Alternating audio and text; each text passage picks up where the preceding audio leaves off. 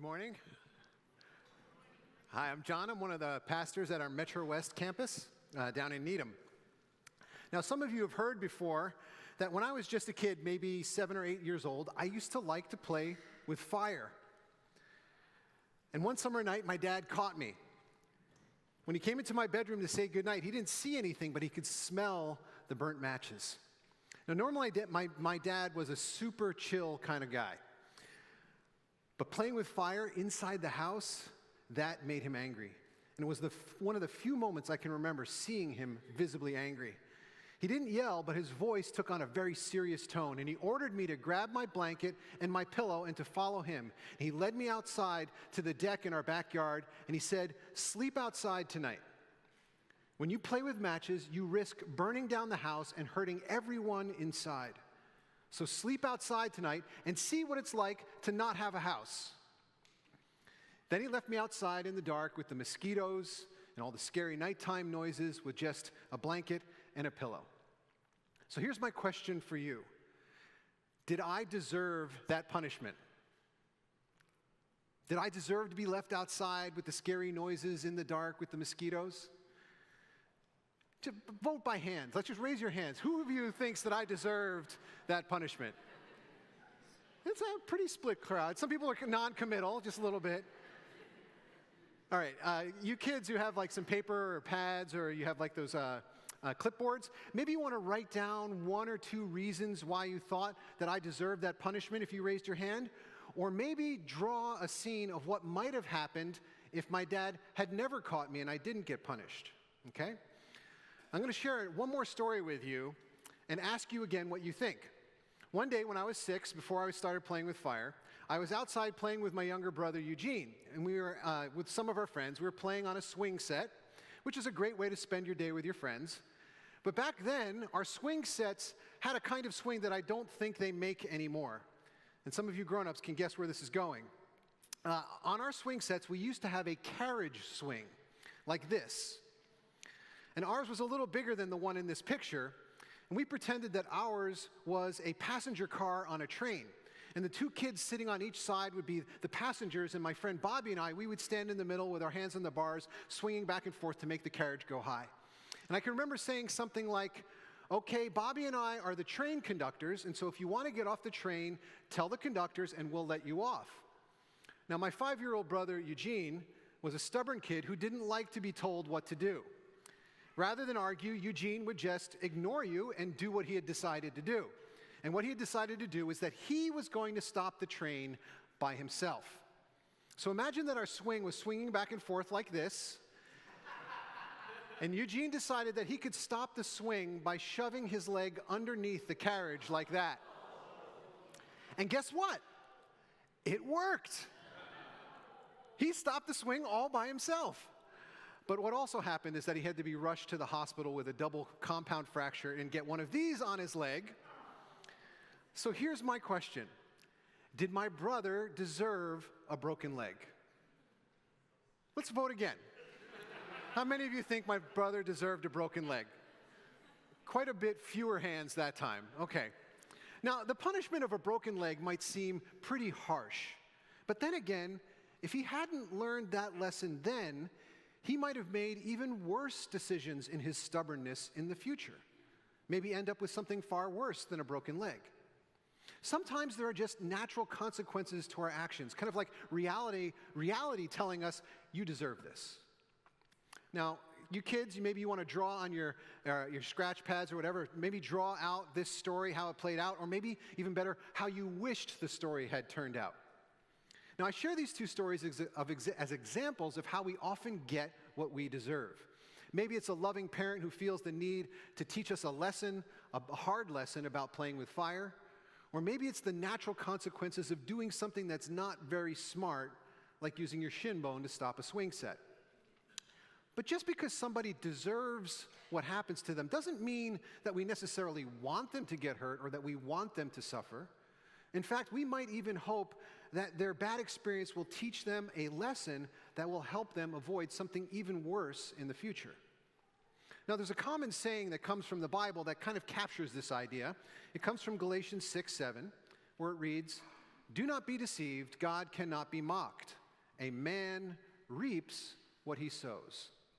Just like a farmer, you grow and harvest what you plant. If you plant corn, you harvest corn. If you plant strawberries, you harvest strawberries. You reap what you sow. You harvest what you plant. You get what you deserve. Proverbs 11:27 puts it this way: whoever seeks good finds favor, but evil comes to the one who searches for it. Which means if you go out trying to help people, people will help you. But if you go looking for trouble, you're going to find it. You get what you deserve. You play with fire inside the house, you might lose your home. You try to stop a swing with your shin bone, you better get ready to wear a cast. You get what you deserve. I think we can see that there's a certain sensibility to that. Well, right now, we're in a series called Lies Christians Believe and the Truth That Sets Them Free. And one of the problems with lies is that they are sometimes so close to the truth, so close that it can be very difficult to tell the difference between truth and lie. And since we're talking about various lies throughout this summer, I want to share some pointers that will help us tell the difference between any truth and lie. Not just for this lie, but for any potential lie we might encounter. Now, the Treasury Department has been really good at detecting a special kind of lie called counterfeit or fake money. And in order to recognize these lies, these fake dollars, the Treasury gives their agents special training. And there are 4 steps they use in order to ensure that something is real. And these steps are great not just for detecting fake money, but any kind of lie. Now, kids, you might want to draw a picture of a dollar bill so that you can think about these 4 steps as we go through them. These 4 steps are touch, tilt, look through, look at. So first, you want to touch. You want to touch the money and feel how it feels. Money feels different than paper. Fake money doesn't feel quite right. Now, money looks like paper, but it's actually made mostly of cotton. So it's true that money doesn't grow on trees, it's grown in a cotton field. Now, touch is the first and perhaps most important test for identifying the truth or a lie. When you know the truth, the lie just doesn't feel right. You might not know exactly what's wrong, but your spidey sense starts tingling. Now, after touch, there's tilt. And that is, you want to tilt the money and look how it reflects the light. Look at it from different angles. Our money used to be green, and it's still mostly green, but there are all kinds of subtle colors in the money now. Now, kids, maybe if you ask nicely, ask one of your parents, say, "Can I hold some money for you?" Maybe you can look at this for yourself. Now, most importantly, there are reflective inks built into the money. And if you tilt the money, you'll see how colorful these inks are, and some of them will actually change into different colors depending on the angle you look at it. Fake money doesn't reflect the light. And in the same way, when it comes to truth and lies, lies do not reflect the light. Tilt the lie, look at it from a different angle, and it fails to reflect other truths that we know. The lie runs counter to important truths that we already understand. And we'll see how this plays out in a minute. After touch and tilt, you want to look through the money. You want to look through to see what's hidden inside, what's buried underneath. One thing you'll probably see right away is there is a plastic stripe in your money that has written out in words the denomination of that bill, how much that bill is worth. Not only that, but that plastic stripe is located in different locations for a $5, $10, $20 bill, and so on. In a similar way, you can often expose a lie by looking underneath the surface. And we'll take a look in a moment at how that plays out. The final step is the one that you think would be first, which is simply look at it. Take a look. Now, the reason why this is not the first test is because it's the one that's most easily wrong, because fake money is designed to pass a quick look test. And so it's most likely to pass that test, if any. But if you look more closely, there are kinds of things that you can see, all kinds of details that'll be present in real money but not fake. But one of the most important details is in the face itself. We human beings are really good at detecting the differences in faces, which is why modern money continues to increase the size of the face on the bill. Human beings are so good at this that we can tell the difference between supposedly identical twins. And so faces are extremely important. And the lie, in the case of a lie, we will see that a lie will paint a picture of God or of others or of you that won't be recognizable. Something will be off, and you'll be able to sense it. So we have touch, tilt, look through, and finally, look at. So let's apply those tests to this statement that we've been passing around, this statement that you get what you deserve. Is it true? Does it pass these tests? Well, around 10 years ago, this idea that you get what you deserve was turned into a movie and a book called The Secret by Rhonda Byrne. And The Secret was heavily promoted by Oprah, and the central idea was that you could reach any goal, acquire anything that you want, attain perfect health by thinking positive thoughts about whatever it is that your heart desires. Like attracts like. It was called the principle of attraction. Think negatively, you attract negativity. Think positively, you attract positive outcomes.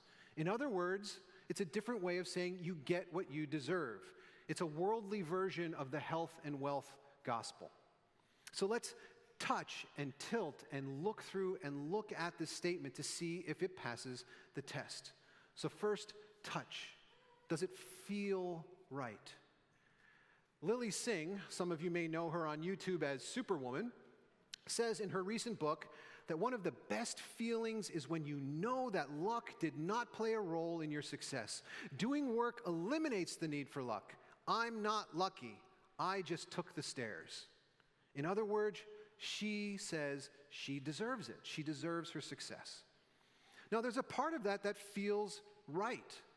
And we should expect that, because lies are not believable if they are not at least close to the truth.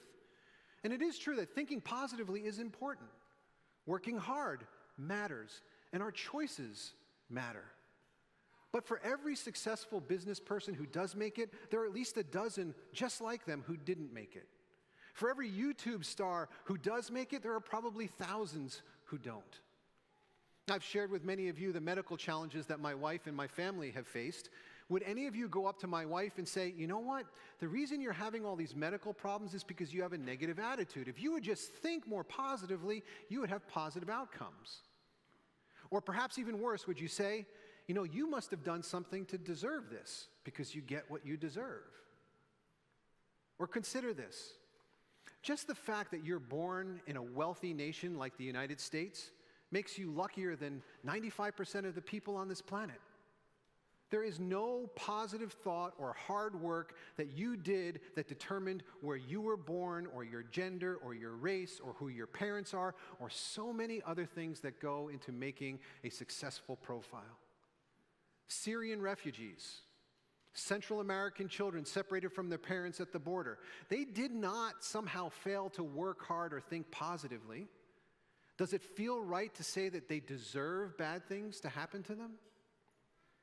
So is it true that you get what you deserve? I don't think that this passes the touch test. It doesn't feel right. So let's now tilt at it and see how it reflects the light. How does it reflect other truths that we know? Well, for one thing, God says that one day good will bring about only good and bad will bring about only bad. But that day is not today. It's not here and it's not now. Instead, Jesus tells us that God sends the rain and the sun on the good and the bad, on the just and the unjust. Saying that you get what you deserve doesn't reflect this truth revealed to us by Jesus.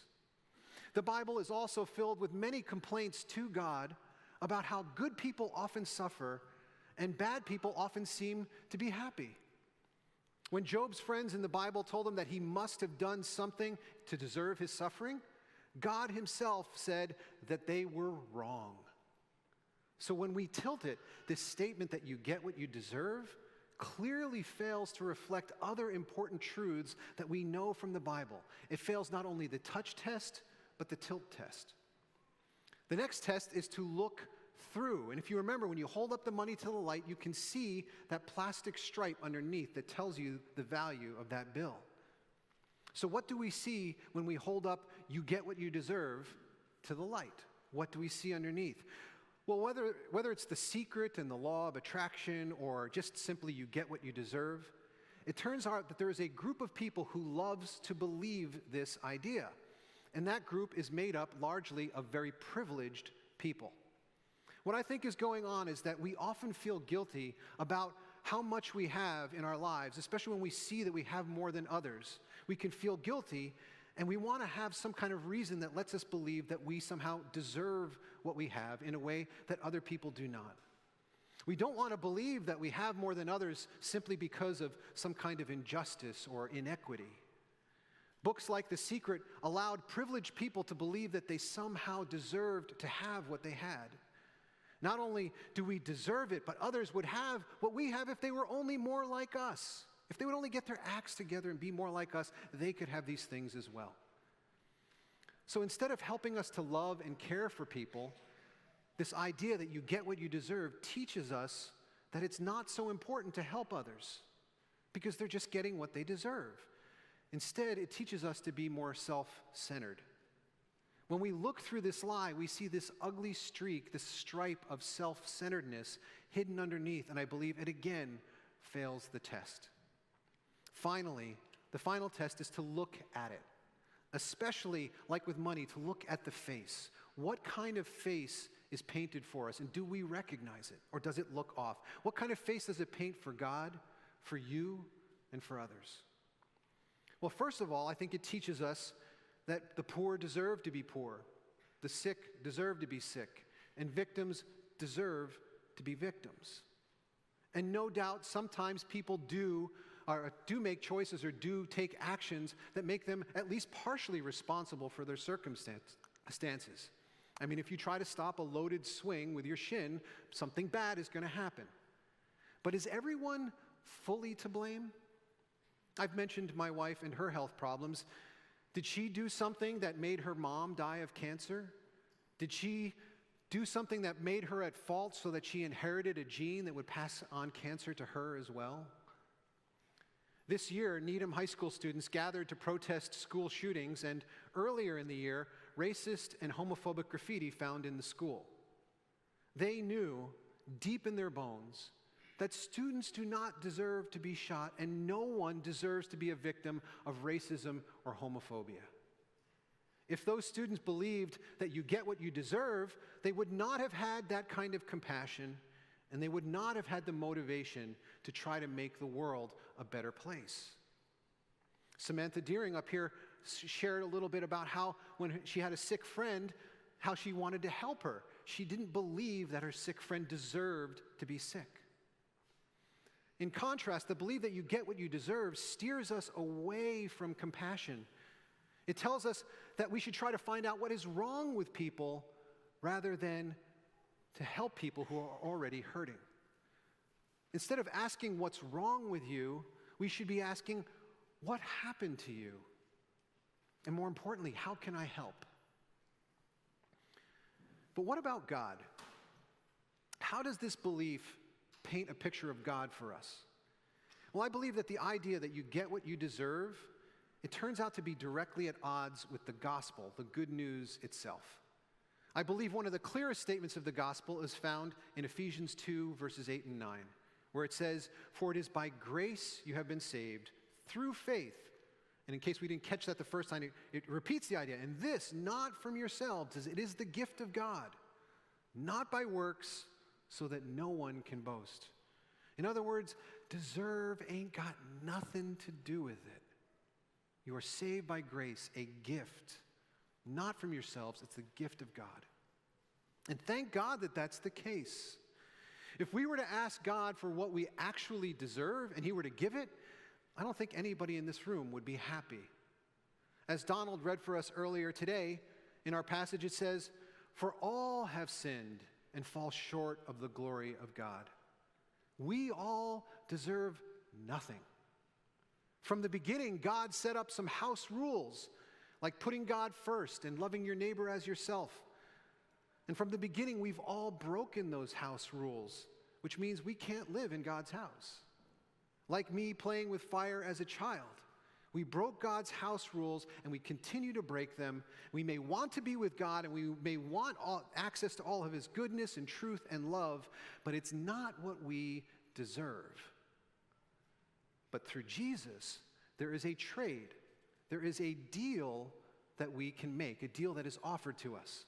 We give Jesus our sin, everything that deserves something bad, and he gives us his righteousness, everything that deserves something good.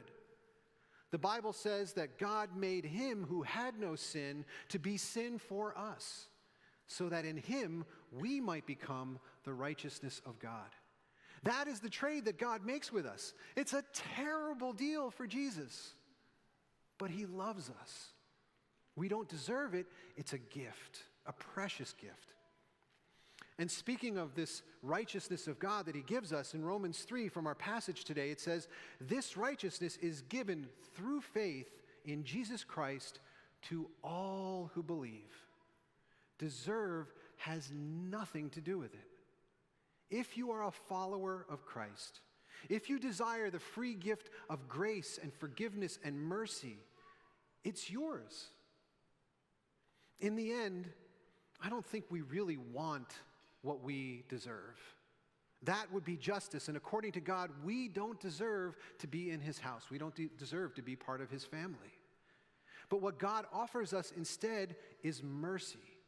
Justice means getting what you deserve. Mercy means not getting what you deserve. And thank God for that. Thank God for his mercy. Do people get what they deserve? Do you get what you deserve? Well, you touch it, doesn't feel right.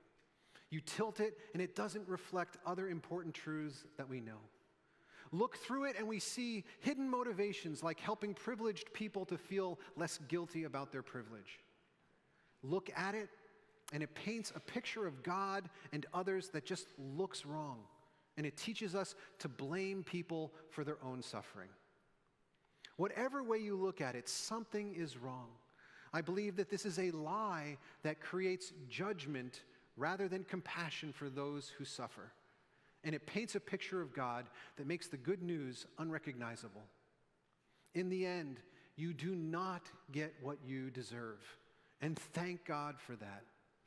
Certainly, not in this life and not even in the next do we get what we deserve if we are willing to accept the mercy and forgiveness of God that comes to us through Jesus Christ. Will you? Will you accept the offer of mercy and forgiveness that comes to us from God through Jesus Christ? Would you pray with me? Our good and gracious God, we thank you that you do not want us to get what we deserve. Instead, you richly desire to bless us with mercy if we are willing to follow Jesus in love and gratitude. We thank you for the truth. Help us to know the truth, to know you so well that we might easily recognize any lie that comes our way. As we touch and tilt and look through and look at it, help us, by knowing you so well, help us to expose how these lies fail to show us the truth that you have shown us and bless us with in Jesus Christ, in whose name we pray. Amen.